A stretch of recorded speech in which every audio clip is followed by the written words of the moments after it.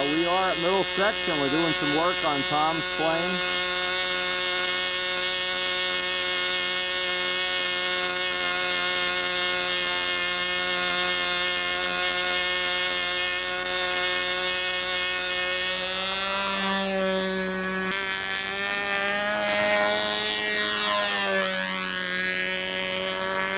This is a Thunder Tiger 46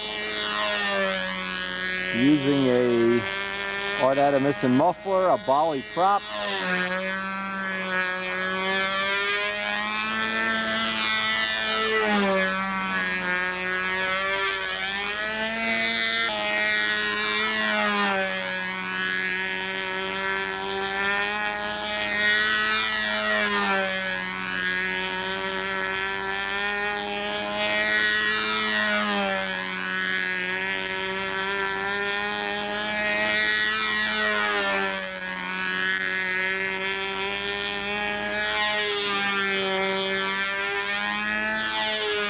Again, we're real happy to report that Larry Scarinzi is doing extremely well after some mild surgery. And we hope to see him back soon, real soon. Doing what he does best. Having fun. One of the lost arts of model aviation in general.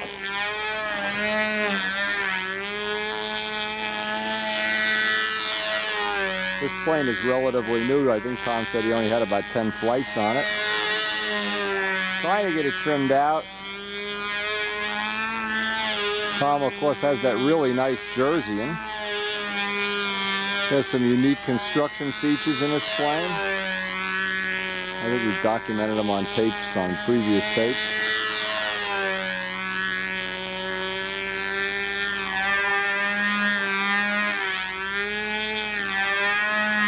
And one of the things we have is we hopefully soon will be able to do, we get some time, we'll be able to do the back-to-back test of the K and B and the double star.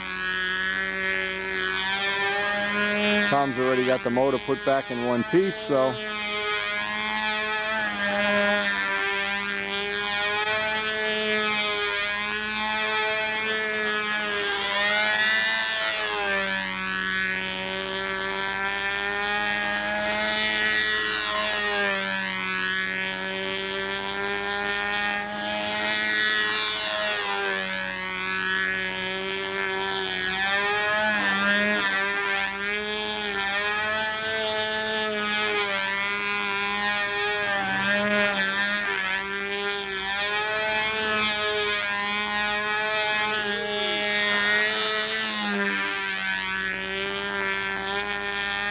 As always, the exciting Middlesex air. Known by many people here as the bowling alley. Bowling balls come across the circle.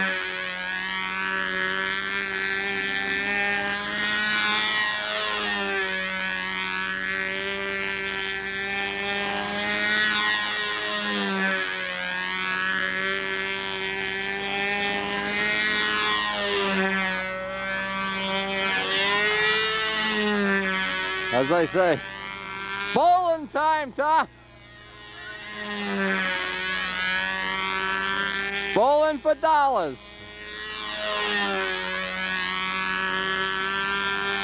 It's a tough day to be flying. Oh yeah, you can do this. You didn't know we were going bowling this morning, huh, Tom? Bowling for Stunship. Hey, oh! It loves you. Uh-oh, Klaus is going to the wrong airfield here. Wow. Exciting air, huh, Tom? Fun. After it flew, it backdrafted me into square eights, and after that, I don't know where it went. I still don't know. It was pretty exciting. We got it on video, too. Pretty exciting. Did the stain show? Yes. Yes.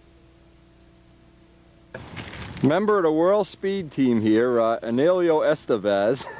How do you say your last name? Diaz. Diaz? Okay. Using a, what motor is that? Oh my God, that's a piece of work. Wow. Tom, look at the workmanship on this motor. That's a PAW, huh? Yeah, PAW? That's Yes, a but I But have you say- one of their 19s. That's a team race special, right? Yeah, this is teen race. that's an outright racing engine. Turbo race. What prop goes on there? 97. Oh my! I could smell a diesel fuel. What kind of lappage do you get with that? I don't know. I want to Oh. put them. Get the lines out. Let's play. It's loose. Yeah. All right.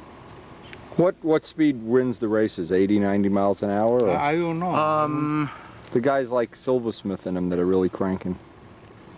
21. So that's 85, I guess, in there. But you, like That's most some other nice racing, engine, speed boy. doesn't win. What wins Yeah. is absence of pit stops. Yeah. And that's where this thing is going to. Yeah. Yeah, If you but- get a diesel that runs, it's going to eat their lunch because it makes. Oh, his diesels run. I've seen them run already. Whoa.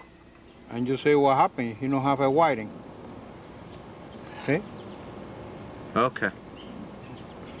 All right, we'll wait for you. You're using up all our good air, by the way. Oh, You know this good air? It's $1 a minute. I didn't really notice. It's like AT&T phone service. It's $1 a minute. Okay. Yeah, that's what I good. did.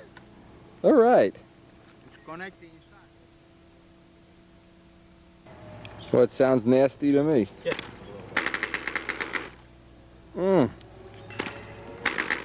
Hey, you gonna go out to Brodak's contest? Yeah.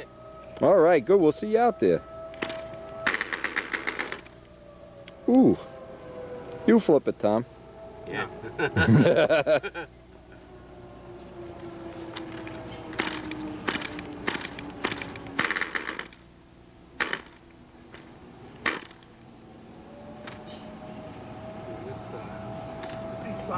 Less compression. Yeah.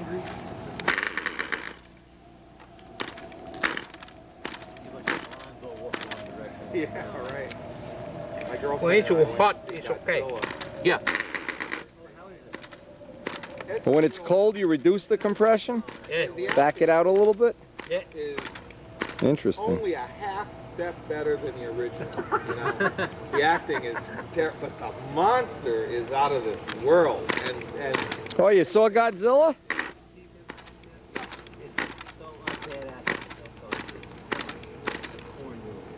an asteroid hitting the Earth. Well, the whole plane shakes when that thing starts. Yeah. Jeez.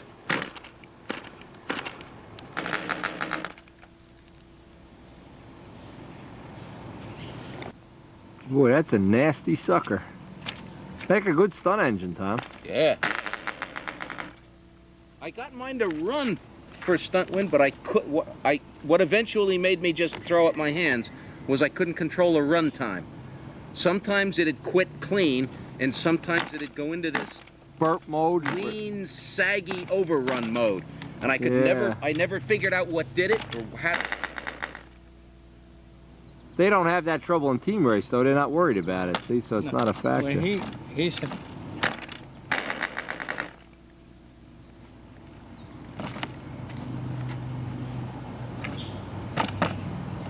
Why would my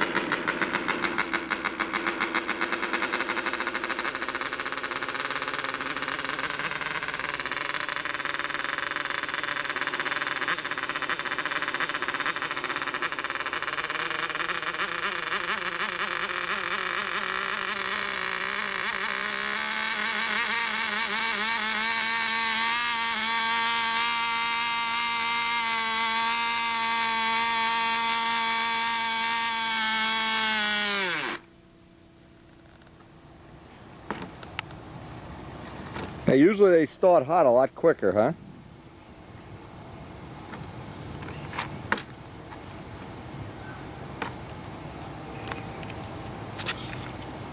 supposed to start in this position.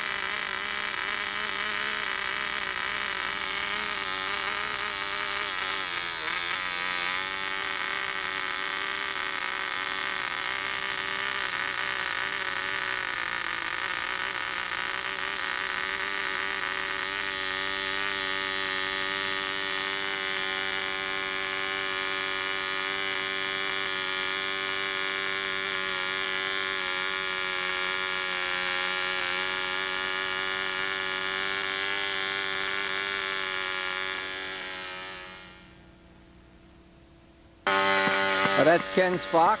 Yeah. Yeah, he took the, he had a brass weight in the back plate. Now, as long as we're not going to use a spinner, take the back plate off, the spinner off, too. Yeah. No sense carrying the back plate around for weight. Yeah. And now you're hunting an 1 3/4 spun Vico, huh? Spun Vico made out of titanium. Should be plenty of them available at the local shop, right? It sure was easy getting the cast Vicos. Now you trade 3 casts for one. Bill Mazzoni will send you one this afternoon. He's going to run to his house and go get you Bill, one. thanks, Bill. I know when you get this tape, I'm going to have a spun Vico spinner coming my way. Or a bill for one that he already sent you. Okay, we'll try to get, let's see how much offset we took this apart to see if we could get some more offset in here. If the plans call for 3, I'm sure we were at less than that before. Right. Now is that, do you run it that? There's a bird up in a tree here that's really unhappy. Let's up, there he goes. Ooh, he's really unhappy. He's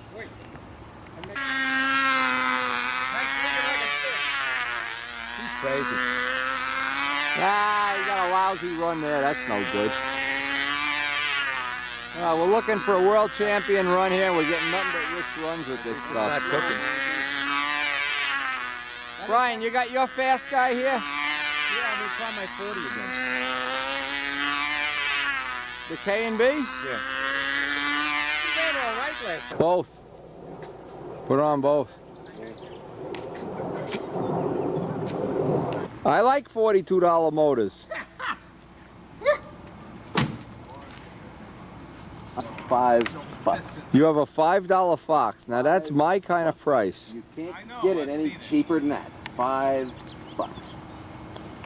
They should have a price limit on these racing things. Well, $5 engines, that's it. one real good way to keep the boy. Yeah, it's baloney. Thank you. Too many rules, that's the whole problem. I can go Fishing. That motor costs $50? No, 42. $42 motor, I like it. I'm telling you, that's okay. And yours is water.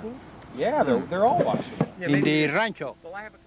Now, you know for sure life is more than just model planes and birds and fish and everything.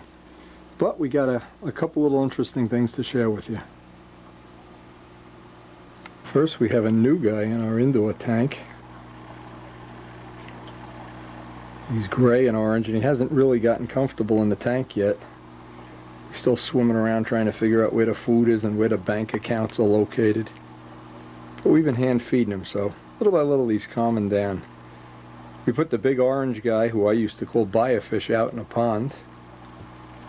And this guy, we just got him. I knew we were trying to get him acclimated here, but that aside, another interesting thing, we've been following every day the progress of our mother and baby robins that are right outside our bedroom window.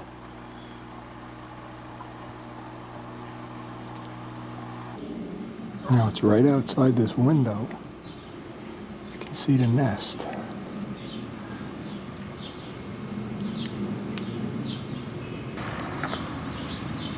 And here's Mama feeding the babies. Look at these babies. Look at this. She knows I'm taking her picture. Look at these little babies.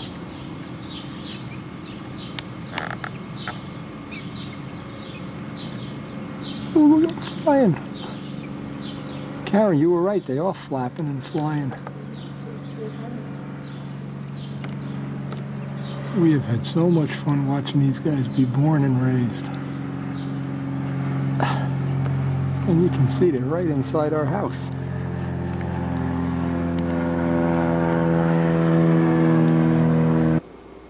And the old Stewart stove. Now we're just waiting here. Those little baby robins are actually flying. I can't believe it's like a week after they're born they can fly away. We got nobody up there today. Sick of looking at us. Anyway, we are really having a good time eating breakfast at our Stewart stove, so enough is enough. Let's get back to the world of modeling.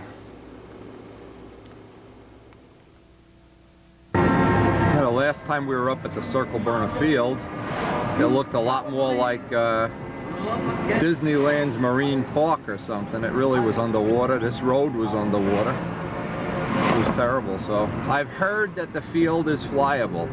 I guess we're gonna find out. The trouble with all of this is, what we're really afraid of is not at the water. It looks like the water's gone down quite a bit, but the mosquitoes would be an unbelievable problem. Again, we're gonna find out. This road was underwater. The river off to the side was just a mess. And I have the double star. I have not gotten to fly it yet because of rental problems and being involved with tenants. I'm telling you, unbelievable. But anyway, rather than crying the blues, it's always good. A day of flying, a couple hours up here, and you forget all your troubles and cares and your tenants and that your feet hurt and your hair is falling out and they canceled your Viagra prescription. It all goes away once you hear the motors start. Oh my God, the field does look underwater. Oh. Yeah, look at this. It looks like we might be able to fly. Wow, amazing. Looks like Mike might have even cut the grass.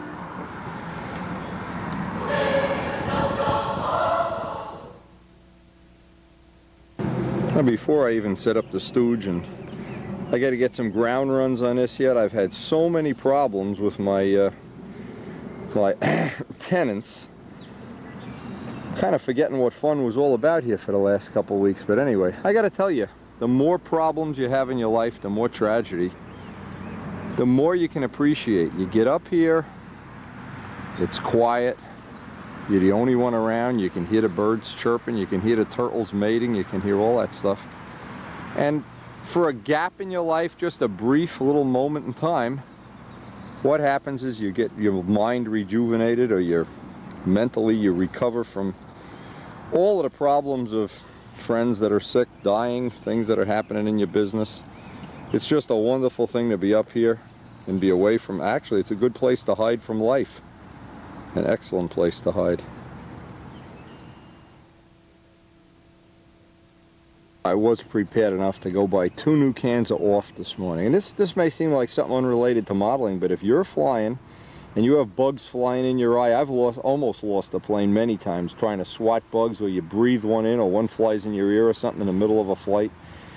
Having some of this, I spray it right on my hat, the back of my neck and everything. This is really, especially today, I can feel them. They're everywhere up here. I know they're going to be eating me alive today. This is your best, last and only line of defense against the worst mosquitoes in the universe. Now, it may be that this is one of the things I've never really shown on video. If you're going to fly with a Kajeski stooge, which looks like pretty much everybody has one of these now, one of the things I found is I used to take long, like roofing nails and put them in here. Yeah, it'll work, but I never, at the end of the day, they were all loose. So what I did, and I did this last year, in fact, I just think I never put on video. I took a broomstick and cut about a 1-foot piece, ground a point to it, hammered it into the ground. So I have 2 pieces of wood, and then I just take old sheetrock screws and use those to go in. And what happens is the holes kind of get worn out, and then I just make new holes. And as the wood gets wet from the moisture in the ground, what happens is by the next time you come up to fly, the area is, well, the holes seem to be swollen enough that it's hard to get the screws in and out. And this has been, so far, the system of choice. Mike uses the same screws some of the other people that fly here do. And the Kajeski stooges are working perfectly. Well, the first thing I want to do, like I would do with any engine, get a couple of runs on the ground, make sure the tank is running true, it's not getting lean toward the end of the flight. I want to tighten all the bolts down and clean the filter. And what I do, just to make it convenient for myself, I just leave the plane in a stooge, and I can needle it. I can listen to the engine, I can pick the nose up, see if it's too far in the way I like, let it. And this is the time you never want to be impatient. It's a brand new engine. I don't want to go run off the first flight, get a lean run, have something go in the filter. Actually, it's a new tank and a new engine, so it may even pay to put a couple extra runs on the ground till everything's cleaned out and everything's retightened up. For the initial runs, what we're going to try is have the muffler pressure on, the same tongue muffler we used, basically the same style of muffler we used on the K&B, and uniflow pressure, and maybe a little bit rich on a needle setting for a couple of runs.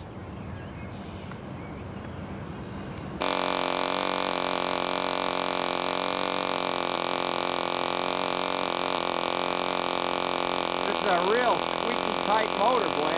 You can actually hear it squeak when it goes over top dead center. It started right up, and I want to get it going a little at a time on the needle here.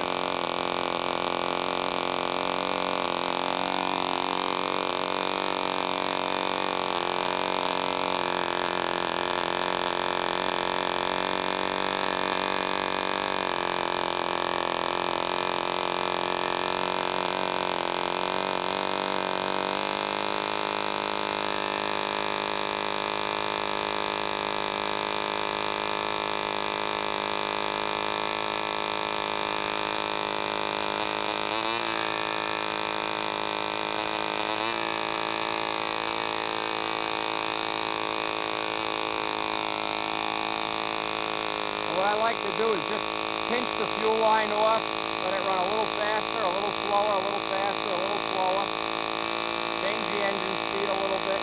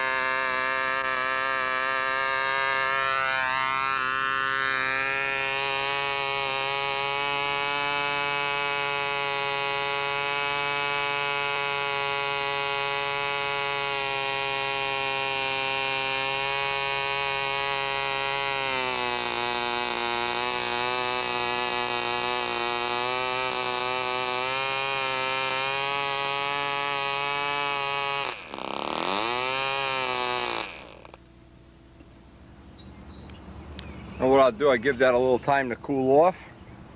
Do a couple more runs and then we'll clean and check everything.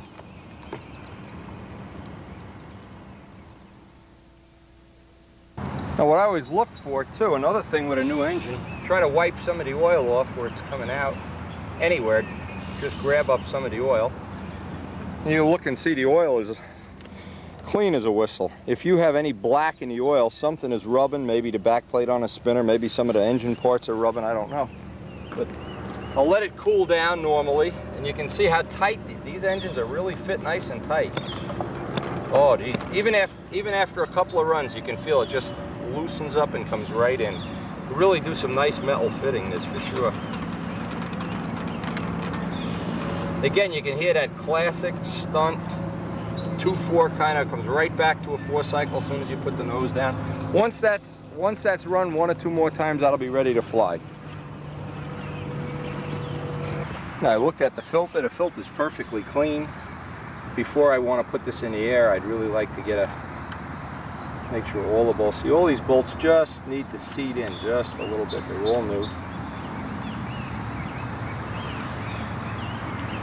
Check the head bolts in a cross pattern, and I just want to see that usually these are not a problem at all.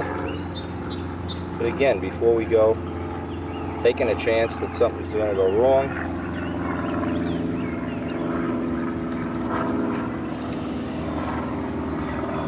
Problem is, once you release the model, but there's one that's loose. Son of a gun. As I say that, back and check them all. One was a little bit loose. But do it in a cross pattern.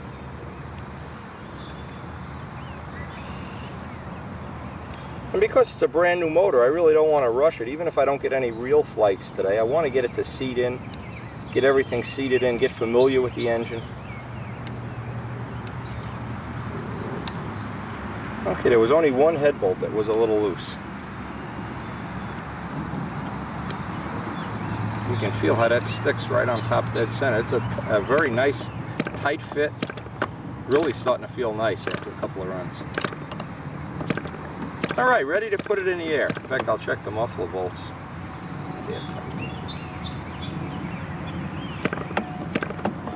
Needle valve stayed tight. Okay, showtime. Now, after one short little test flight, it's pretty obvious. The props that we're going to need to make for this engine are going to have more pitch than the K&B props. These props all were tested on the K&B, and the K&B being a more powerful motor, these props all were dialed in pretty well. But what we've done is we've gotten down to where I want to test some of these too. I want to get a rough idea what kind of pitch. This was probably going to need a full 5 pitch, where the K&B was somewhere down around 4. For the final, when we actually got the thing working exactly how we wanted to. So for now, I want to go through these props. One of them has a little extra pitch in it. Try that one. Notice, like on this one, I wrote, even when I was doing the K&B, it was too slow. So obviously you don't even need to test this one, and this one's chipped up anyway. But little notations on a prop like that, what the characteristics are, and eventually you'll find one that really is real close. But in this case, we're going to need, for the double star, definitely more pitch is what we're looking for. And with any of these props, even with the lightest load of all of them, it's still, I still am looking for a little more pitch in the final setup here before we go on to the next step. I see some of the scale guys are down there, so I don't know what they're going to be doing, if they're going to be interrupting our test session or not. But it's a nice, it looks like it's going to be a nice day. Actually, it looks like we're going to get a lot of testing done today. Now, all the tests that I've done so far all confirm the same thing. This motor needs more pitch, and I've really almost gotten to the point here where I've run out of things except the 10.6 to put on here. All of the props that I had made for the K&B are just too low on pitch for this engine.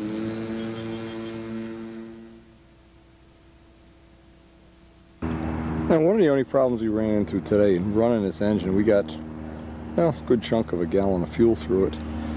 One of the problems we really ran into is all of the props that we had for the K&B are so underpitched except the 10.6. And the 10.6 is a little weak as far as diameter goes. I really need to go to the next step now, run down to the hobby shop or whatever and get some 11-inch props with more pitch in them to start with, or make some from the stock that I already have at home. But what I set this up originally, the original plan was, and today will just give me a chance to do it, I wanted to be able to swap the K&B and a double star right at the field from one engine to the other. And since I've never run the K&B with this tank, it'll give me a chance to see if this tank makes any difference. And also the work that Tom already did on the K&B with the filling the transfer ports, it'll give us a little chance to check that out.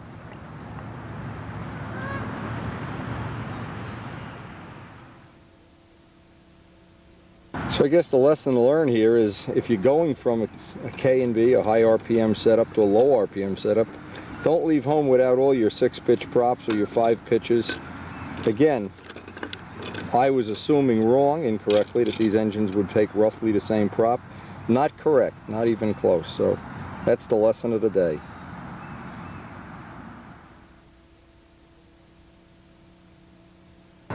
Okay, one of the biggest lessons is there's a lot of things to learn with any motor, of course, but what I originally intended, now I need to try to put into effect.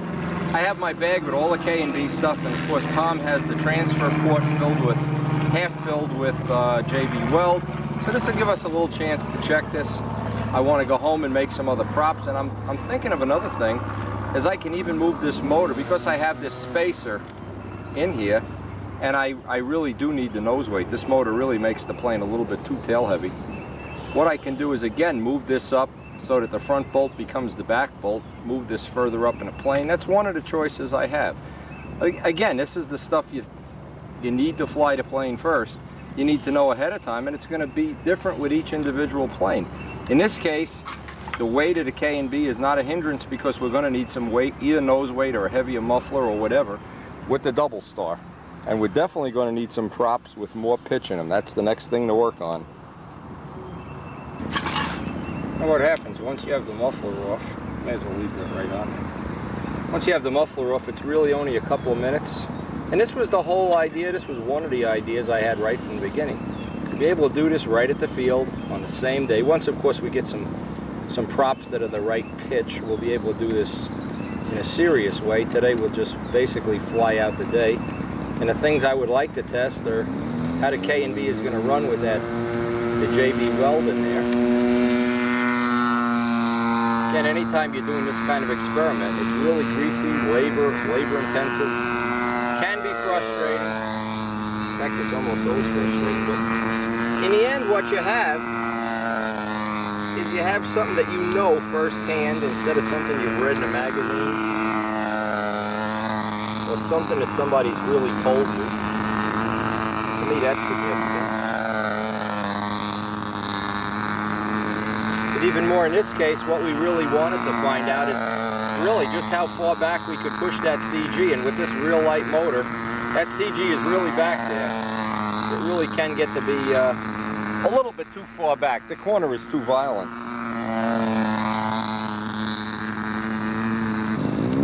And it looks like it's going to be a matter of 5 to 10 minutes and everything will be bolted right back in.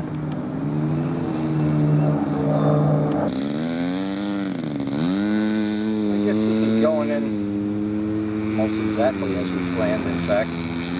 And again, now the first thing is, I know I've never run this motor with this fuel tank. So, and then again, another combination that might prove real good, it might prove not so good. But even if it doesn't, we always have the original tank to go back to that was set up for the K&B. So we have a lot of choices here, and this is what I really like about it. If you're going to make something interchangeable, you ought to make it really interchangeable. You can do this right at the field in a matter of minutes. I figure as long as this is going to be a testing day and we're going to just basically be bouncing back and forth with some of this equipment, I may as well try. I never had it back on a plane since I've opened up the holes in the round tongue muffler. And again, I'm not losing any settings or anything that I already have. Basically starting again from square one. But each time we test it, we know hopefully a little bit more than the time before. We also have Venturi, a long Venturi that Bill Mazzoni made up. I didn't even get to test this yet. I didn't even get to try it. But again, what's nice is now I have all the parts that go with this package. They just come right out of the bag, and I'm ready to install this. I can put everything back in the bag. Parts I didn't use, including the double star. And this will now be a bag of parts that's got to stay with the tank. These are all my interchangeable parts, and I can one by one start narrowing down the parts. as to what I want to use, which are the best. And what is, I'm not taking anybody's word for any of this. I'm not taking, I just read that in a magazine. Oh yeah, that glow plug's the best. That's something. You got to be out here, and it takes time to do this. It takes time and energy to do this stuff. Yeah, this will be an interesting combination that we've never had on a plane before, on a day that we're basically just going to fly out the day here. See what we can learn about the engine now that it's got the transfer. And by the way, blocking that transfer up, we're going to be doing another tape, a special tape on reworking this engine where Tom does all the details. But one of the things, that's a common thing that they do to Foxes. They get a little bit of the motor idiosyncrasies cured. So we're going to see. Hey, we have nothing to lose. We can always Dremel it right out if it doesn't work. And that's the point. You can always go back to square one.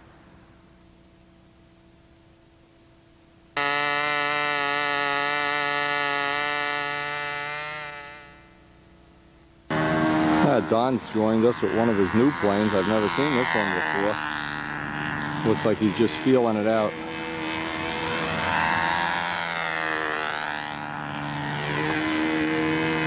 Now we'll go over and check him out later. In the meantime, I'm going to get a couple more flights on this. The combinations that we're trying to work with here, the Midgley tank and a round tongue.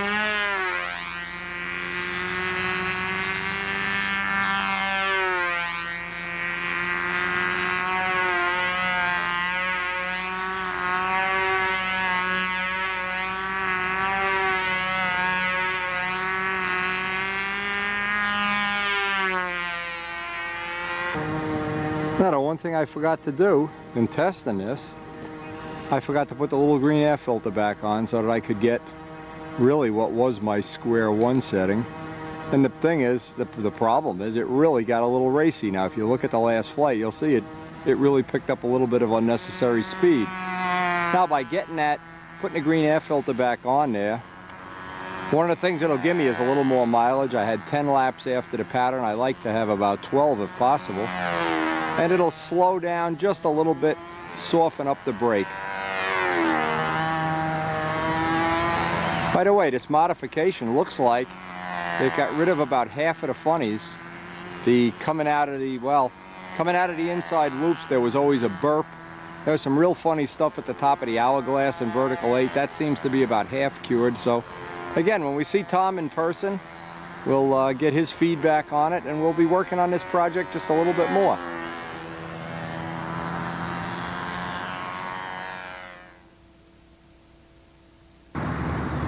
Now, that is one of the things you can do just to soften up the power a little bit. It's the equivalent of making a Venturi maybe 7 to 10,000 smaller. It'll add a little mileage. It'll soften up any runaway tendency too. Anyway, this has proven to be a reasonably nice combination right out of the box. Bolt it in and go. So this is what we're working toward.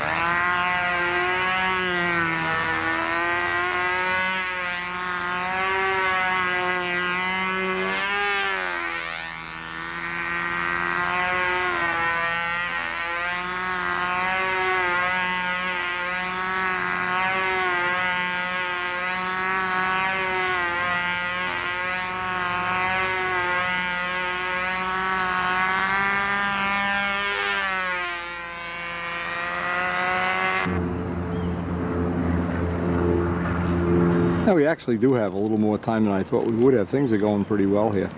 What I was real happy about is I was able to get that set up right back into plane, and in a matter of just a click here and a click there, get it back to where I could fly competitive stunt patterns. Now what I want to do is, I want to try the longer Venturi. Longer Venturi tends to tune out some of the funny breaks that normally come with some motor setups, not all of course, but this one, it's worth a try. These are available from Bill Mazzoni just the way you see it. This is a 280. I'm sure he can make you any size you need though, but we're going to start by trying one flight on a 280.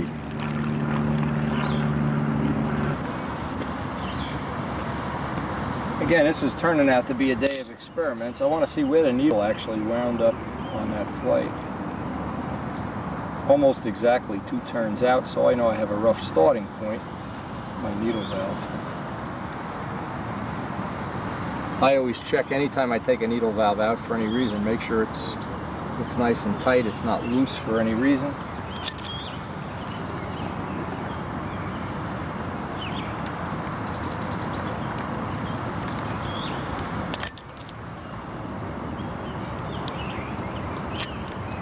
One thing that's usually nice in a profile, usually this kind of maintenance, usually is pretty straightforward.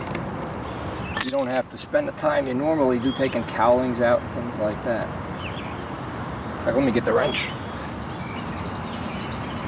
Now, once I have this spray bar out, I always try to make a little scratch on it so I can line up the hole when I put the replacement Venturi or needle valve assembly, and I always want to have a scratch so I can line up that hole when I'm tightening this back into the engine.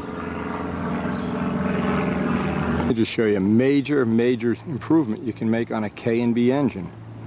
You see the way this is fluted? Well, the flute winds up being right in the center of that needle valve spray bar assembly, so in effect it makes that, not in my opinion anyway, not the most efficient way to do this. Now the way Bill's Venturi is made, this is the way I would like to see it made, is so that the spray bar is in the minimum diameter. And this is a point of conjecture. There's all kind of ideas of how and when and why to make a Venturi, but I've had better luck with this type of Venturi. So this will be an interesting test now. And the way we'll know right away is I'll put the air filter on this too. If the needle valve has to go out, I know it's flowing more air. If the needle valve has to go in, I know it's flowing less air.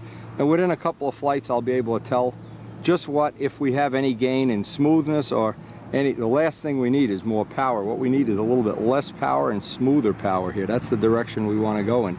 But again, whenever you have a short length Venturi, will tend to change and brake radically and quickly. A long Venturi will tend to brake slower, smoother, slower, smoother. So again, this is the first time we've ever done the test, but I've done these tests many times with 60s. This should be an interesting little experiment, and the air is gone already, so we're really not going to be able to do a lot of stunt patterns. That's another one of my points I always try to make, is never waste the good air of the day, and a day like today is shot anyway. Good air, morning air, whatever you want to call it, doing these kind of experiments. Wait till the air goes bye-bye. Now we're really not missing anything, and I hope we're going to learn something from this little Venturi experiment. Again, this is a little very inexpensive part, and the fact you can get it right from Bill Mazzoni, this is another significant thing. See how this funnels in? This will always flow a lot more air than this. So my feeling is what's going to happen with this Venturi, we're going to have to go in on the needle, fuel economy is going to go up. We may not even need that black air filter, that green air filter on this setup.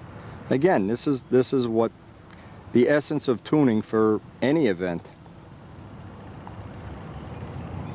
Something before about these things are soft brass, and these wrenches, this in fact, Sears Roebuck, these are like $2 or $3 wrench.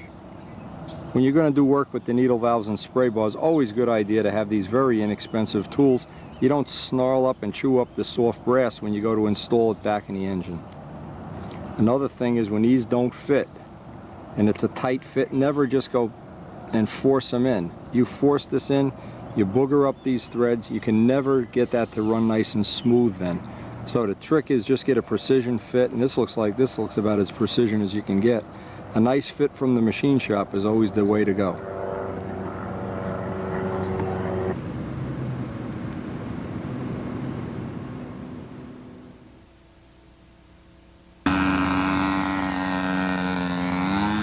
Yeah, while we're waiting for Frankie to finish flying the Cub here, a couple of thoughts. I don't want to be flying Because I'm trying to listen to the motor while, you know, you can't hear the motor run while the Piper Cubs are generating all this smoke. Anyway, get back to business here. I got 2 flights on the long Venturi, and I have to tell you, Bill, I think we've stumbled on something here. The long Venturi, it gives a significant improvement in the motor run, significant, and I mean big time. Now what I done, you can see I've just pushed the air filter right up against there. If you were going to run these without an air filter, I'd say to make them 270, not 280. Another thing, Bill, if you really want to, and I'll do the testing for you, make me up one of these that's so long that it almost hits the prop. You could probably make this a good another 3/8 inch long. Because the longer, I'm finding, the longer you make the Venturi, and leave that part that goes into the engine flat. Don't even chamfer the front. Don't even make a flute in the front. Make the whole thing just like a soda straw. And I think we're going to find out we're even going to get more performance out of that whenever you can send me up one. In the meantime, I'm definitely going to keep... This is a significant improvement over the Venturi that comes with the engine. And if you're interested in fine-tuning and performance tuning, you definitely want to get a couple of these from Bill Mazzoni. These are See, this is the way this whole program has gone. The stock motor is fine. There's very inexpensive and easy ways of making it better. We've got Art's tongue muffler, the round tongue working real well. We've got this Venturi, this combination of things working real well. So it's, for all purposes, been a real productive day. I'd like to get maybe one more flight, even though the air is gone here, just so try to listen to the motor run. Now, there was a couple of funnies in specific. You'd on a vertical 8 on the top here, there'd be a burp or a little spit. You do the inside loops, and right about here there'd be a spit. Well, right now, a lot of that is gone. Not all of it, because it's never really going to be like a double star or like a Fox. We don't really expect that. What we expect is to get some of that really raw race-away horsepower out and turn it into smooth, usable horsepower. And the combination that we have here, the round tongue that you can get from John Brodak, the Venturi that has the right length, and it looks like to me the longer we make that, the better it's going to be, Bill. You can even make one that hits the prop, and I'll grind it off till it doesn't hit the prop. Again, these are all things very, very inexpensive. Putting the JB weld, there's going to be a separate tape on how to do that. Excellent, excellent technology.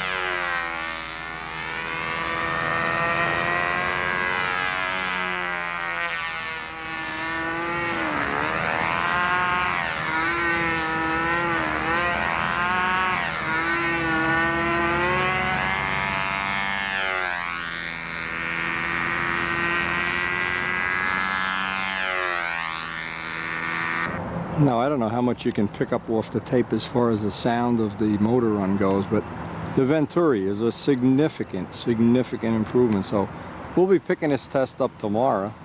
Maybe tomorrow, I don't know, maybe on a weekend, I don't know. Things are so confusing that, but we really have made progress today, and we're going to work on maybe retrofitting that double star further up in the plane and being able to go back and forth with both of these motors. What an advantage. Now, in today's mail, every time I get a package from Brian McCarthy, I'll tell you, he has a collection of stuff and he's been sharing it with me. I gotta tell you now, I'm sure Paul Walker read this book. These are some of them. I mean, he must have some collection. Every time I get one of these books, I just go wild wondering, you know. It's like having your own private Barnes & Noble. Look at this one. But anyway, as if this wasn't enough, and as if this didn't keep me busy enough. Look at this, crash repairs on a B-17. As if this didn't keep you busy enough, there's just a lot of things happening right here, right now. This is really a good book. Now, of course, Brian, being the kind of guy he is, he knows I love everything about real scale airplanes. He sends me the other companion book to it. And this, of course, I have the same thing on several of the other planes. Has a lot of real neat details in it, especially the nose art. If you like naked women nose art, but there's no shortage of B-17 nose arts here. Surprised Midgley doesn't put that on his plane. Look at this. Look at all the B-17s. Just some of the stuff. I mean, when you get into sharing stuff with other people, you find out people have sides of them you never knew existed. Now, Brian, we have exchanged a lot of stuff, and it's really been a lot of fun. Now, look at how many people have the pilot's manual for the B-17. All the power settings, all the technical stuff. You read the book and they're treating it like you're watching television. Yeah, just turn the throttles to 7/8 power and just do this and just that. Yeah, sure. Anyway, all of these books are nice, and I have to tell you, he has really sent me a lot of stuff. I gotta buy him something for Christmas.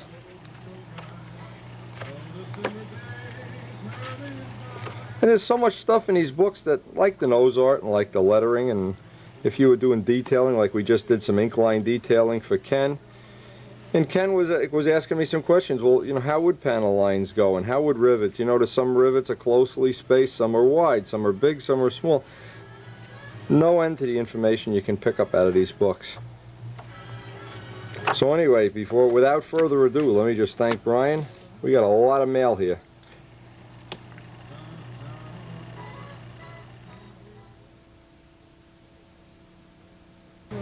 I got a little set of photos. These are from Graham Bone. This is Tony Johnson's Cardinal kit. I take a real close look at what he's done here. It's kind of neat. It's got a Stalker 55 in it. Look at how nice he did the nose section, the cowl. That's really nice. I guess that's the Stalker muffler that comes with the motor. Really did a nice job, even on the turtle deck. And actually one of the few people that kept it looking like a Cardinal.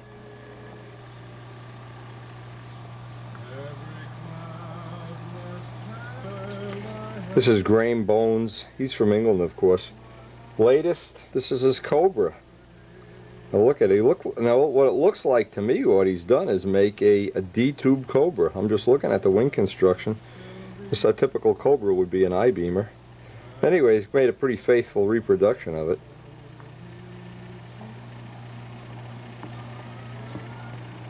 Again, this plane has a Stalker 55 rear exhaust. I'm not familiar with these engines, but some pretty neat stuff going on in England, and we're going to be looking forward to, for anybody that doesn't know, we've had some of the Brits here already.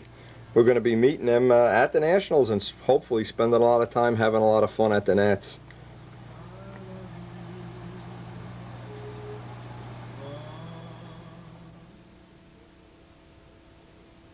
Now, this is a letter from Mike Cavell, and he sent this. Actually, this came from Saudi Arabia, wherever the hell he's stationed in Bagistwat or whatever. Anyway, I'll read his letter. It says, "Try a little dab of this stuff and let me know what you think. I was hoping there'd be a large supply of Gorhams here in Saudi Arabia." And then he's got about 9 question marks. Haven't found it yet. Well, Mike, I live in Bergen County, and I haven't found much. Steve DeJulia has been hoarding it. Him and Banjack have about 50 cans hidden under Steve's table. Anyway, he has shared it with me too, so I really can't complain. Anyway, try a dab on lacquered surface and see how it works. Well, we're going to be buffing out Kenny's plane, Nobler, real soon, and we will be giving this a shot. You probably have to mix it. Well, I didn't even look to see how. Look at the price tag from, let's see, where the hell is this from? Saudi Arabia Kmart. Look, it's even in Indonesia or whatever it is. God, ugh. This looks like cleaning a fish tank is inside of here. We will be giving it a try though.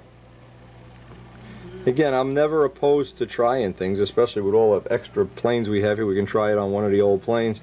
The only thing I would be very careful of is if it leaves little scratches that you can't get out. Be my only concern. And Mike, I will let you know either way once we start buffing Kenny's plane out.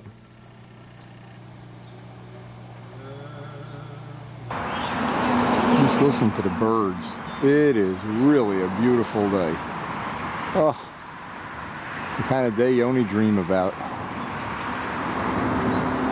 Anyway, I'm the first one up here today. Congratulations. And it looks like we're going to have a real nice day to do some more testing. We really want to start getting this pushed as far as we can.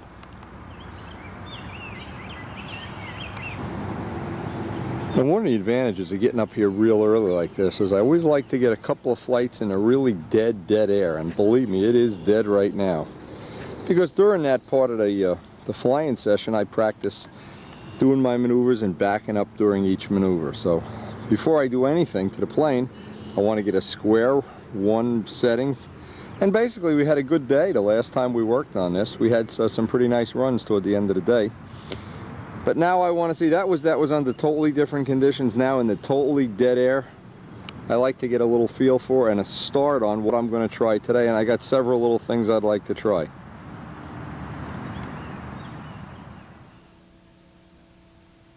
But there's really two ways to trim a plane that I know. Number one is you take a plane and you try to get rid of little funny things that it's doing or little things that are distressing to the pilot, places it's soft, motor run things.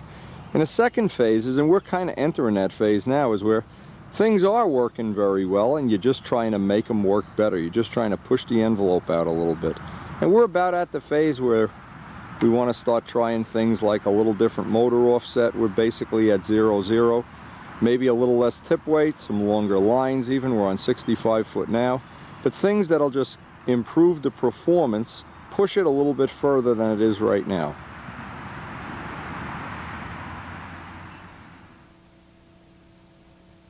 It's that time of the year that I like to really be careful and not get too much sun on me. Boy, giant amounts of that go on every day. Now the bugs are just terrible. I wanted to mention a great tip. This is really something. I don't know how many people have ever put sunscreen on early in the morning. It's bright sun out there. How many people put sunscreen on and somewhere in the middle of the day you're sweating, it runs into your eye? Usually you'll go up to look for the overhead 8 and it's right in your eye. Well, it happened to me a couple of times. One of them was at the Nat. So I've been a big believer in buying this really high, I don't even know the brand. The brand name wore off already. Real high quality sunscreen. Get it on early. And the worst thing to do is put it on about 2 minutes before you go take an official flight. But I have done this so many times, is come out here, and then about 3 flights into it, I've already got the engine started. I got castor oil all over my hands and I decide to put sunscreen on. Then I turn into the Crisco man. So the real trick here is before you even get started. I know this sounds like a little silly trick. You know what? It isn't. First time you're going to do a wing over pullout and sunscreen gets in your eye. And again, I don't even know the brand, but it's a good high quality brand made for athletics. It seems like a little minor point until you have it happen. And once it happens, then you're really sorry it happened. It's a good trick, and believe me, the mosquitoes are out in full forces. I spray this stuff all over the hat, because what happens, and also of course on my arms, and like what'll happen is you look up real quick and there's a bug right here, and they go right underneath your eyeglasses. You would absolutely be amazed if you knew how many people come up to the club field, don't have any bug spray, wind up getting all bitten up and eaten up and not having a good time, get sunscreen in their eyes. They're hot, they're tired, they're not acclimated to the warm weather. And it's not fun going flying. To really enjoy flying, you really have to be acclimated to the heat, acclimated to the outdoors, prepared with things that help you get through the day. Have a nice big jug of ice water. If you don't have that, you're not going to make it out here all day. You're just going to basically not have a great time. And I'm looking to spend the better part of the day doing my little testing. Now the combination that we started this trim session off with, actually we started trimming the model period with, was zero motor offset, absolutely zero motor offset. The reason being we have zero rudder offset, zero motor offset, and we're basically controlling the rake of the plane by the sweep of the lines. The lines are 1.5 inches behind the CG. This setup is pretty bulletproof, pretty easy to figure out. You can almost do it on a bench. And we started out with about 1.5 ounces of tip weight. So as we go through the day now, the first thing I want to do is I want to get a couple of these square one flights, just a few, get dialed into what the plane's feeling like. Because what's going to happen as I move motor offset out, I can pull the lines forward. I probably will be able to take a little bit of tip weight out. It's these combinations of things when you start fine tuning, you want to, every single one of these is going to affect all the others. If I add a little motor offset, I probably will be able to bring the lines a little forward, be able to take a little tip weight out. And again, if it doesn't feel like it's any better than it was, it's very easy to just go back to everything we started with. Always a square one.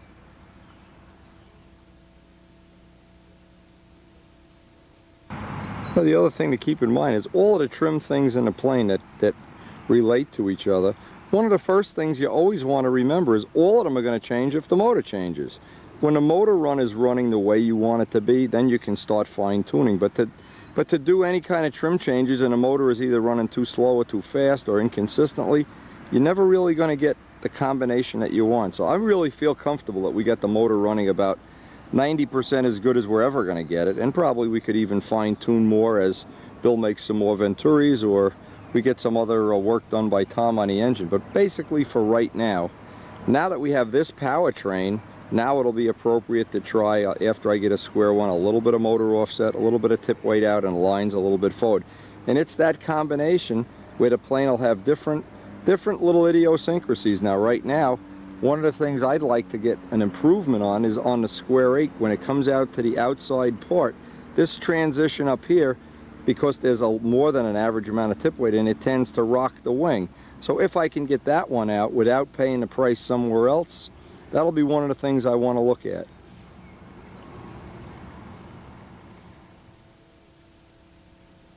It's the most important thing to remember, to always start off the day with a couple of square one flights that are pretty much a mirror image of what you had the last time you're flying. So say for instance if we came out today and right away put the motor offset in, chain it, we're coming out, we don't know where square one is. It's hard to get a gauge on where, if it's gotten better, worse, or stayed the same.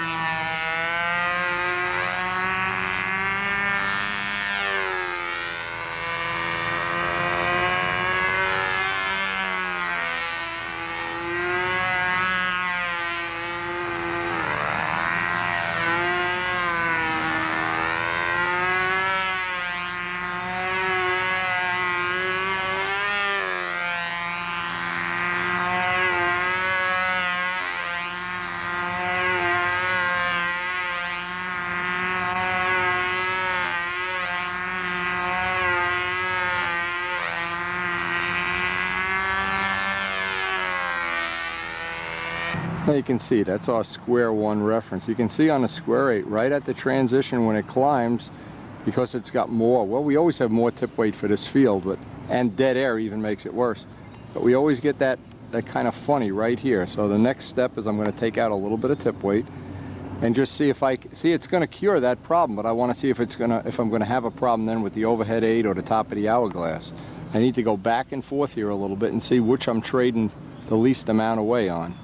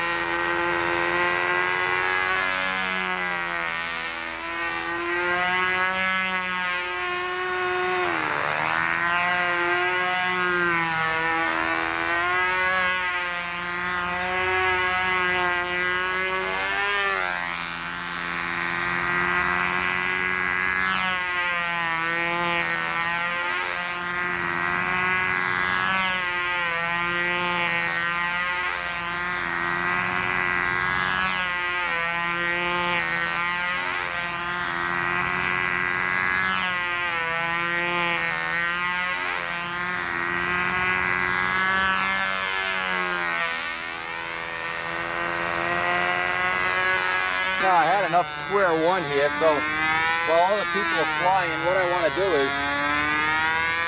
just offset the motor. Now I'm able to do this with washers. That's not the right way to do it. Once I find out if this is the amount I want, what I'll do is I'll cut up some of those offset pads.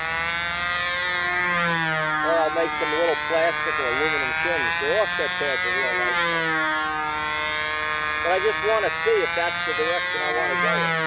It'll give me another trim option here.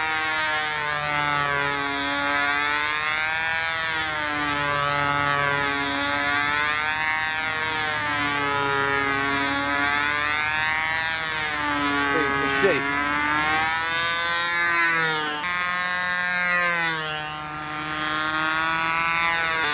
Yeah, I want to get a couple of flights as soon as it's my turn in the order here. With one washer, because actually the offset pads are 2 degrees. So it'll probably wind up a little bit more than one washer, but it's always good to go a little bit at a time. Now as soon as I'm convinced that that's going to be some gain, and the obvious thing is to move the lead outs a little bit forward and take a little bit of tip weight out and just see if I'm finding any spots where it's a loss instead of a gain.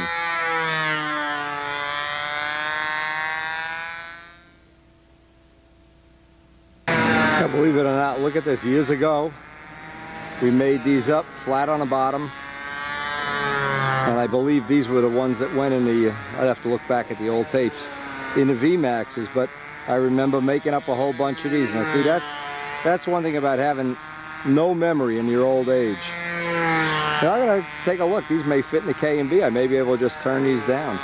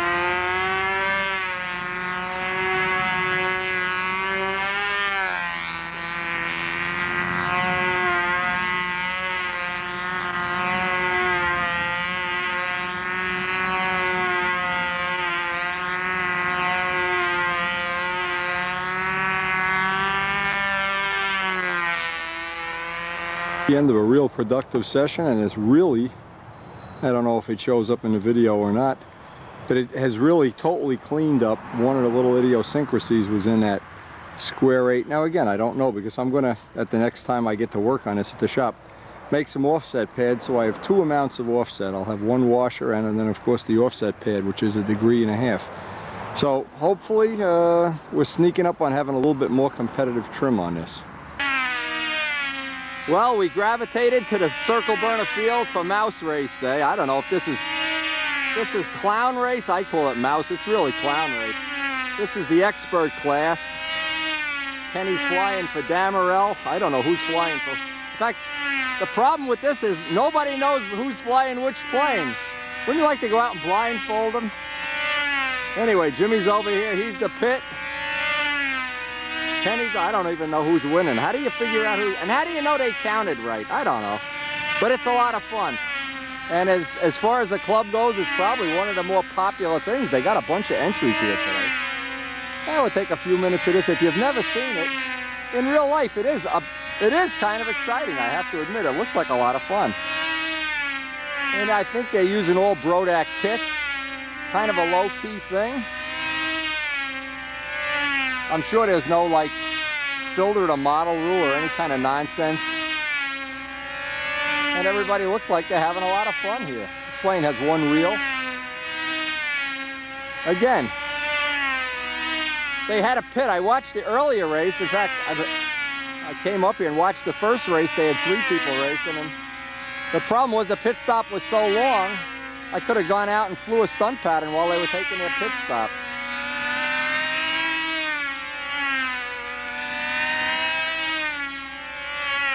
All right, one's running out of fuel now. I guess this is the timekeeper here.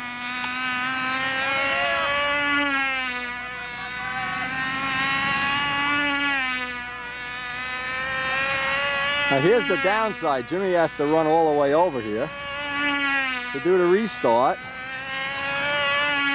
I guess Ken is taking a kickback from the other team to make the pit as far away as possible. Nice spot landing, Ken. Yeah, right. You couldn't make it any worse than that if you tried. Oh, man. Damarel, fire him. I hope you have a good contract, Ken. You're going to be cut. There we go. Thanks to the expert pit work of Jim Damarel, they're back in the air. Okay, one's up. Where's the other guy? Well, this is what happened in the amateur class. They were spinning their wheels. Oh no, tell me it isn't so. A lot of guys try to sneak an electric starter in their sock. You gotta watch them. Oh my God. They should use Tiger 60s. They'd start on a first flip. And this, I guess, is how most of this event is won or lost. Now the guy goes to sleep at the controls. And that's what makes it fun. It looks like Ken's got one in the bank here. This is up. He's got it running. Up. See that electric starter come out of the sock? See that? Okay.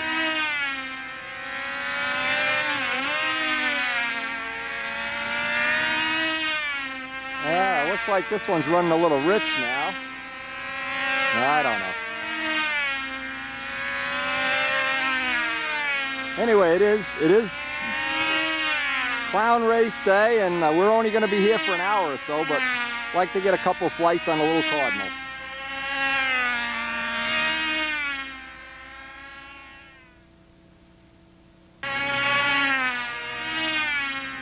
It's official now. Ken's been fired. No, he's got to make it every day. And then you fire him. You got to get the trophy and then fire him.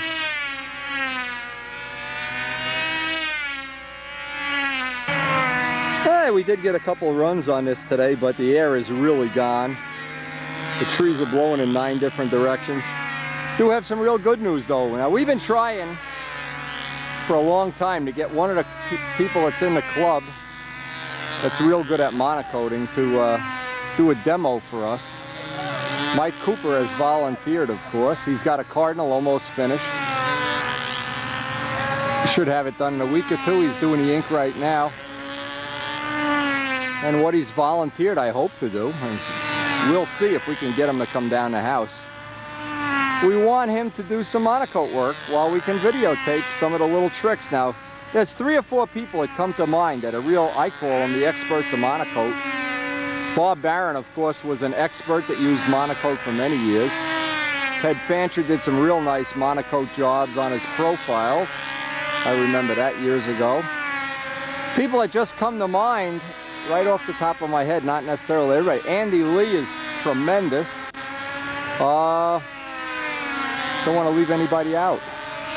Alan Mary do some beautiful monocoat work, but certainly Mike is one of the best. Now he's done some full fuse bodies, some profile. You can see the trees. This air is gone, basically gone for the day. What we did, and we had a good ploy here. What we did is I let Mike fly the little Cardinal, and then forced him to volunteer to do this monocoat demo. So put him on a guilt trip anyway. He'll do it though. Within a week or two, we'll have some video. And if we can still get Al and Mary, who are really busy with their business, we of course would like to have some of everybody that's an expert. And what's nice about this, now just imagine for a second, George Gatiss isn't with us anymore, and some of his modeling talents, certainly among the best in the history of the event, he's right up there with the best. We don't have a single video demo because we weren't doing video back in the time when George was at his peak. But if we had video of George right now doing some of the cockpit detailing, some of the work he did making his P-38, the B-17, some of the stunt ships, his Thunderbird, what would that video be worth now? That video would be priceless. It would add a dimension to the event that we don't have. So I basically, I guess I'm kind of crude about doing it, but I seem to get the job done, is try to get everybody that has some unique modeling skills, get it into our video library, get it out into the real world, put it into the club library, so that information's available when somebody comes on board at the lower levels. They want to see how to do a nice monocoat job. They want to see how to do... Now, it's funny too. Mike just used the inking video that I made 3 years ago to do his Cardinal. And we haven't seen his Cardinal yet, but for sure, I'm expecting great things. Even though he says it's his first paint job, well, knowing Mike, it'll be real good. And the more people we can get to add their little techniques to the video, their little ideas. We're going to be going up to Massachusetts next week. Hope to be sharing some of the new planes. There's 3 or 4 people I know are coming out with their new planes next week. Should be a great weekend. And the week coming up is probably going to be kind of slow for us. We got to renovate our house again since our tenants have pretty much burned it to the ground. Every set of tenants we have does that. Haven't figured out how to get away with murder yet, or I'd be out of the real estate business, that's for sure.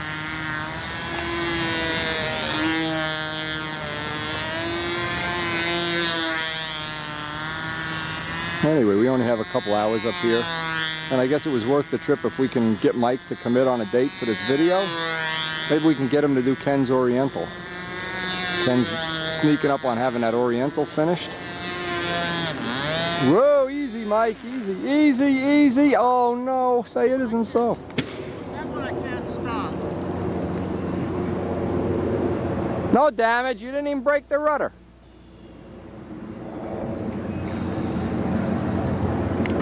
Any damage, Mike?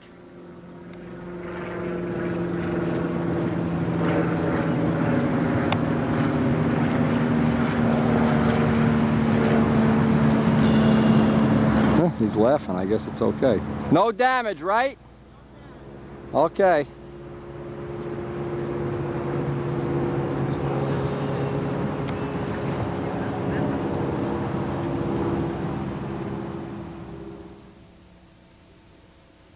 I have to admit, that is a nice job. Now what is that, one of those like a modified twister, a Fancherized twister, or whatever they call it? Fancher twister from... Yeah. That definitely is nice. I guess that spruce spar saved me on that one. It didn't hurt. I was thinking... Well, that's what that is. It's if you didn't break the wing... One piece of spruce, right, top and bottom, all the way across. And what do you got, a max FP on there? See, here's where it broke the tubing from the tank, probably right Oh, there. it slid up, yeah. Yeah, but other than that, there's no real damage. You could just re-slide that back. It's no doubt. That's a nice, unique way to mount the tank too. So you screw the aluminum plate in. You can move. It's almost like a Brodak thing. You can move the aluminum plate, and then you can zip tie it off and put a different tank on there. Kind of a cool idea. You know, it's a pain in the ass when you have a crash like this and you break the needle valve. That's the one thing. Oh man, Rudy Ryback broke his double star needle valve. Where do you get a double star needle valve? And a Tiger doesn't fit, nothing fits. Nothing fits. Oh man. What you should do at the end of a crash like this, put one end on the ground, yeah, and stress it. I think the landing gear, I think the... Yeah, the landing gear on there. Oh yeah, that's the piece inside, that brass piece. What you can do to fix this is run a piece of wire like this, Mike, like a U, from gear to gear, and solder it, and then it keeps it from doing the shimmy shake, you know? And the brass piece went on there. It's gonna... Didn't even break the rudder. Usually you see some parts go flying off, nothing. It wasn't that exciting, you'll have to do it again. I don't think so. I think it's done for today. Okay, we'll bring I'll pull something else out of the truck. Yeah, we got something else in the car. You got another plane? Of course. If not, I'll go home and get one. Trying to start here. Al Knight's ready to start here. 3 guys are sleeping in a circle. This guy is coming in for a landing up here. Yeah, look at this. Look at this now. Look at this guy's almost going to be out. Get, you jerk, you're way too low. Look at this guy. The guy's 100 feet over there. You just believe this? Okay, maybe he wanted to enter the race. Stick your finger in it, it'll stop. Oh no, that's our friend from the world stunt team, the world speed team here. We'll see if he's... Everybody's ready. Da da da da da da da da da da da da da.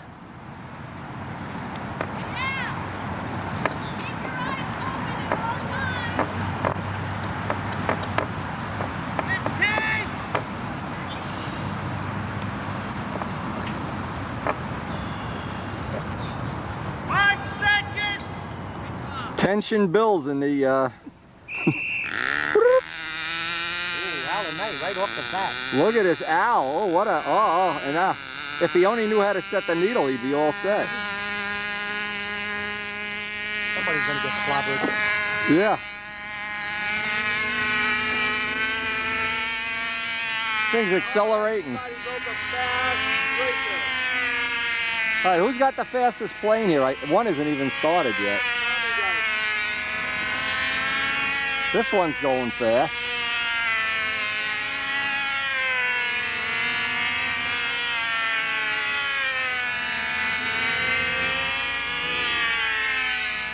Oh, the plague of the amateur class. Can't get the motor running.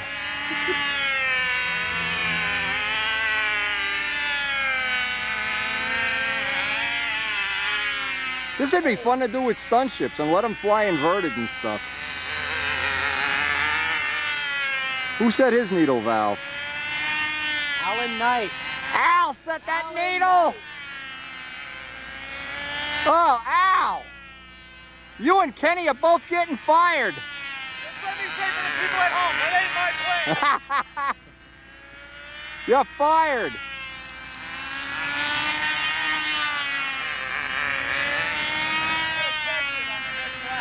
Oh. Catch it with your mouth.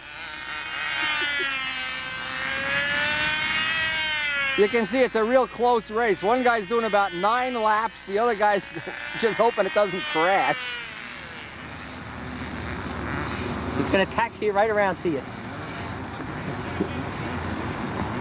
They should get each other's planes. Yeah.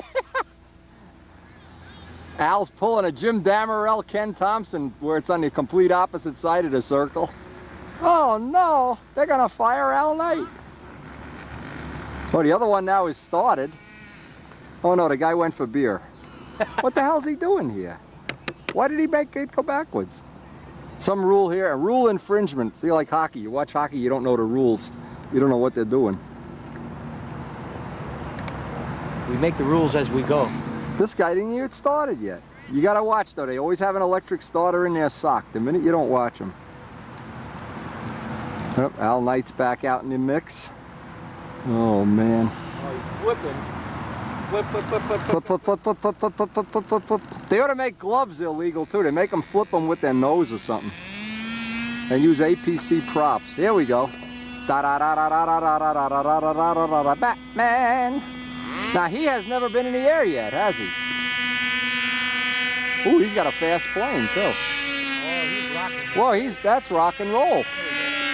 He must have one of those Nelson $2,000 motors.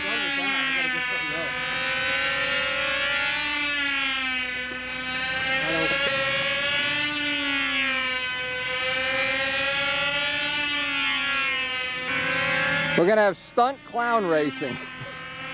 Hey, that's a nice spinner. Where'd you get that spinner? That's old. Plastic. Chrome plastic? Old plastic. Oh. I never even saw one of them. Oh, looks nice. It's metric. The diameter is metric. Oh. Let's check out the technology here. Oh, I see some secrets. A K&B 40. Okay. Way to go.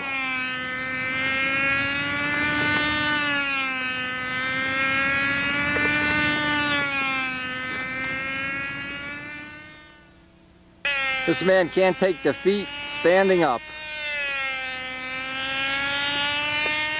Did he fire his pit boss? Who did he fire here? Oh, he's come awake. Okay, is the clown race over? Nah, okay, go back to bed. No problem. 12 minutes later, Al's still flipping vigorously.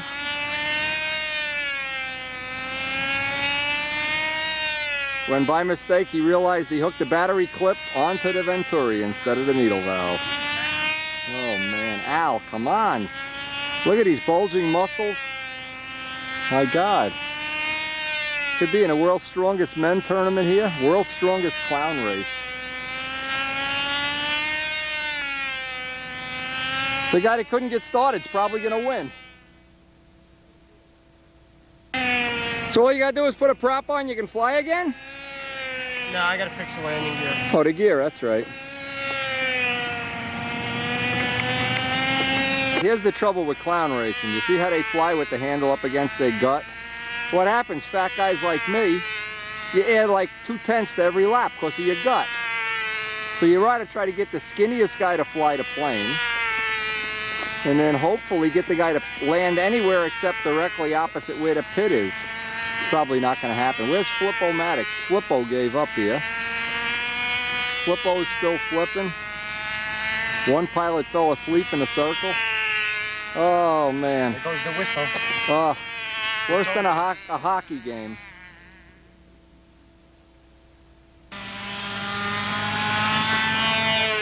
Now he's running his K&B with an APC prop. What I would call the high RPM.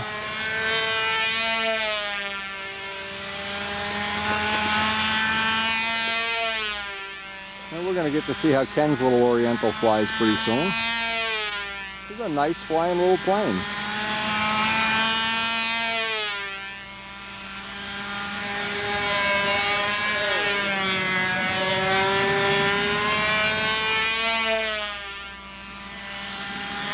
What's the secret of success here, Al? You're dominating the event. I had garlic for dinner. Garlic? Garlic and White Castles. Larry Scarinzi talking. You know, Damarels will start on the first flip.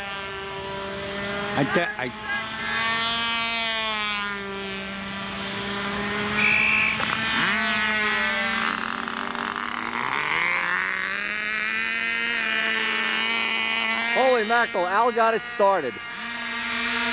I am so amazed. Al is the new dominant force in, what is this, fox race? Oh, clown racing. Whoop.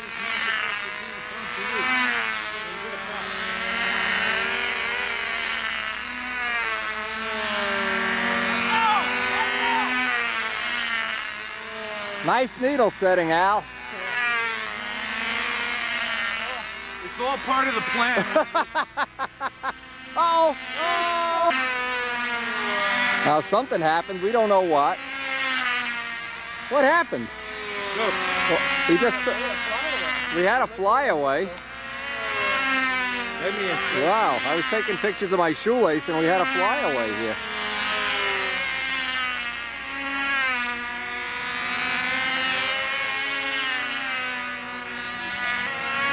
Woo, what happened? Can a line break? Looks like he let go.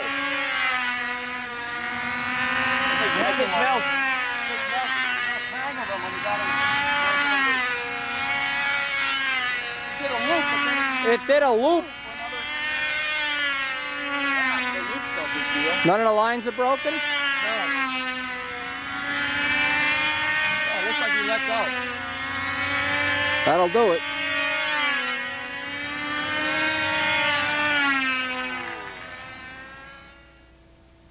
Let's stretch these guys out. Cal Knight on his second pit stop.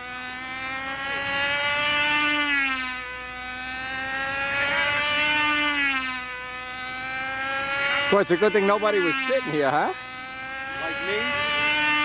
It looked like it was headed right for you, Ken. Yeah, I would say that that's Another unhappy clown racer strikes back.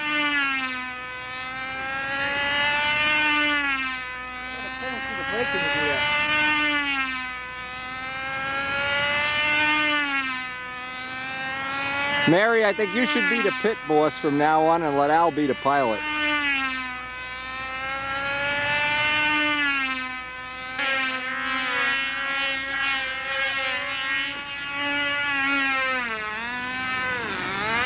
Getting to be an exciting event here. We pretty much suck at this clown race. I was going to say it. I'm glad you did. I'm glad this isn't your money at the table here. This is two crashes. There's two crashes a lot of in one money race. on this race. What's the total purse for this payout on the first round here? Peabody put a $100 bill down on that plane. Oh man, this is Bought terrible. another motor. Oh well. I broke my jaw the other day. Well, I guess You know that. I know you. Unbelievable. The last man standing, Jim Damerel.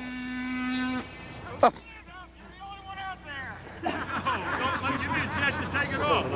looking at you. Mel, it won't take off from the Get ground. it up. You don't have to be on your knees. Stand up. Mel, it won't take off from the ground. Don't take off. You gotta stand up and You move. missed this zooming into the fence, didn't you? No, I got it. I got 3 crashes in the last 5 minutes. Uh-oh. Mel's up, and it's bad. Where is he? Oh, no, it's good. It's good.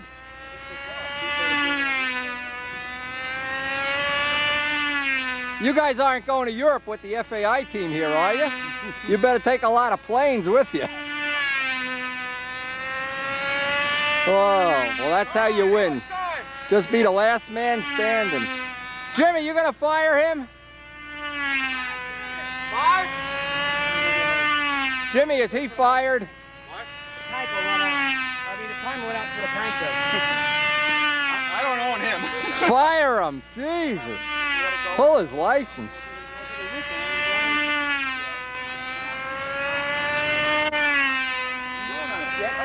Maybe we could set up a mold to mold flying clowns so you could come out with 8-10 planes in one shot. I think that's the only way to do this event.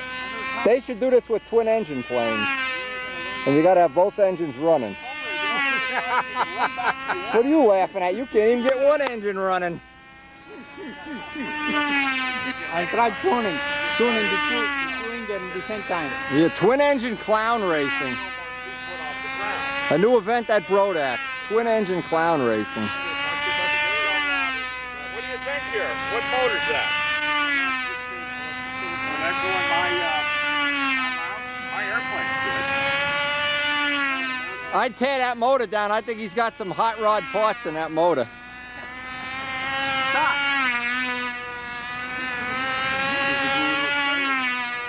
This doesn't get any more fun than this.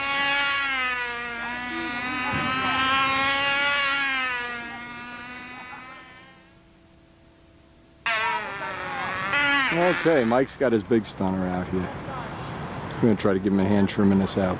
And he's got his Cardinal ready. By next week, we'll be seeing his Cardinal. 2 weeks. Yeah, I remember it well. This one isn't trimmed out yet? Oh. No, yeah, it just never flew as good as that one.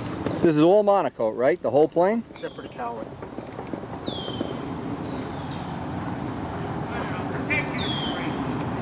That's a nice little emblem on a tail. I never saw that the little guy on a tail. Cute. What motor's in here, Mike? Super Tiger 51. Nice polished spinner, polished muffler. Oh, he's got all the polishing technology down. I have a buffing wheel. I'll be sending you some parts, Mike. Yeah, it looks nice. Yeah, I'm looking forward to doing some video with you. Should be a lot of fun. We're over 100 flights. It doesn't look bad. No, it looks great. In there. Watch me. Well, we're coming up on the end of the tape, the end of the mouse race, the end of the fox race, the end of everything. I don't know what everything's over here.